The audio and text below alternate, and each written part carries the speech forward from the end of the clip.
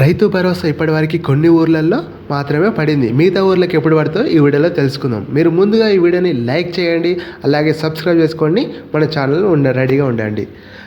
రైతు భరోసా ఇంకా రాని వాళ్ళు ఉంటే ఈ వీడియో మాత్రం లైక్ చేయడం మర్చిపోద్దు. రాని వాళ్ళందరూ లైక్ చేసి వీడియో చూడడం స్టార్ట్ చేయండి. అండ్ మనం ఏమాత్రం వాళ్ళ టాపిక్లో వెళ్ళిపోదాం.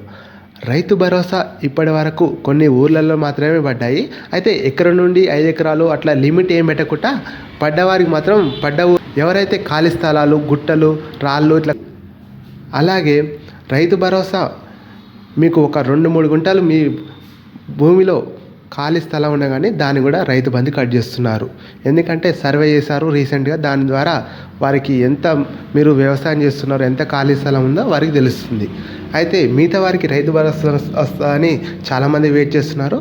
అయితే వారందరికి మాత్రం ఫిబ్రవరి 15వ తేదీ లోపల మిగతా సగం విలేజ్లో మీ ఊర్లో ఉన్న వాళ్ళందరిలో ప్రతి ఒక్క ఇప్పుడు జిల్లాలలో అక్కడక్కడ మండలాలు తప్పించి మండలాల్లో అలాగే కొన్ని ఊర్లలో తప్పకుండా రైతు భరోసా ఇవ్వడం జరుగుతుంది. అలాగే ఎవరికైనా పెండింగ్ సమస్యలు ఉన్నా వారికి మాత్రం రైతు బంధు పెండింగ్లోనే పెట్టడం జరుగుతుంది. ఇది గమనించగలరు.